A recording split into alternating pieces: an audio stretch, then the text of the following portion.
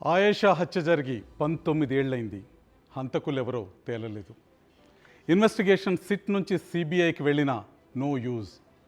విచారణ హైకోర్టు నుంచి సుప్రీంకోర్టుకు వెళ్ళినా ఆ ఫ్యామిలీకి న్యాయం జరగలేదు. కిల్లర్ ఎవరో తేలకుండానే కేసు క్లోజ్ అయిపోయింది. ఆయేషా అస్థికలు ఇస్తాం, అంత్యక్రియలు చేసుకోమంటున్నారు. ఇంతకీ ఆయేషాని చంపిందెవరు? 19 ఏళ్లవుతున్న దోషుల్ని ఎందుకు పట్టుకోలేదు? గుంటూరు జిల్లా తెనాలిలో మిడిల్ క్లాస్ మైనారిటీ ఫ్యామిలీలో పుట్టిన అమ్మాయే ఆయేషా. విజయవాడ నిమ్రా కాలేజ్లో బి ఫార్మసీలో చేరింది.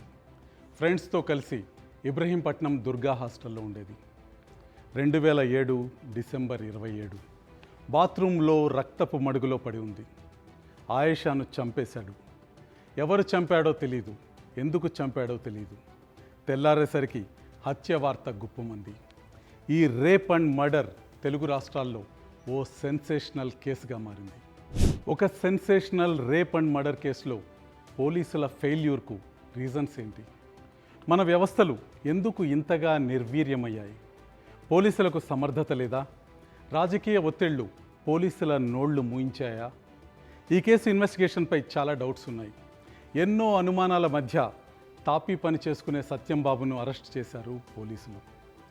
అసలు దోషులను వదిలి అమాయకుడిని ఇరికిస్తున్నారని ఆయేషా తల్లిదండ్రులు మొత్తుకున్నారు.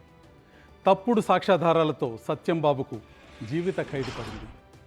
ఇన్వెస్టిగేషన్పై ఎన్నో ప్రశ్నలు, అంతకు మించి ఎన్నో అనుమానాలు వచ్చాయి. సత్యంబాబు చేయని తప్పుకు 8 ఏళ్లు జైల్లో గడిపాడు. జైల్లో సత్యం కాళ్ళు చచ్చుబడిపోయాయి. అతనిపై విష ప్రయోగం కూడా జరిగిందనే ఆరోపణలు వచ్చాయి. మొత్తానికి సత్యంబాబు న్యాయ పోరాటం చేసి నిర్దోషిగా బయటపడ్డాడు. సత్యంబాబు విడుదలతో మళ్ళీ అదే ప్రశ్న, అసలు దోషులెవరు? సత్యంబాబు నిర్దోషిని తీర్పు వచ్చాక 2018లో కేసు సిబిఐకి వెళ్ళింది.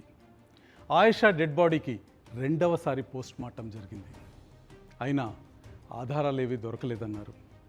ట్రయల్ కోర్టులోని ఆధారాలు ధ్వంసం అవటం పట్ల చాలా అనుమానాలు వ్యక్తమయ్యాయి.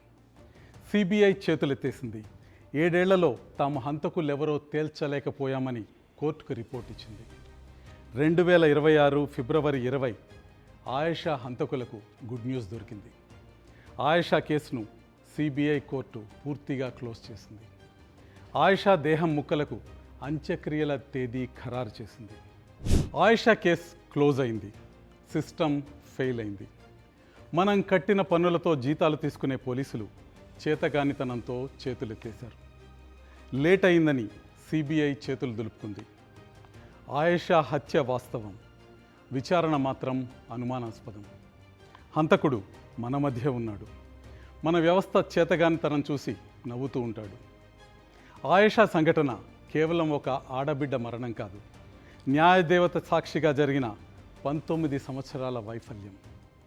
ఈ అసమర్థ వ్యవస్థల్ని చూసి ఆయేషా ఆత్మ ఖచ్చితంగా క్షోభిస్తూ ఉంటుంది.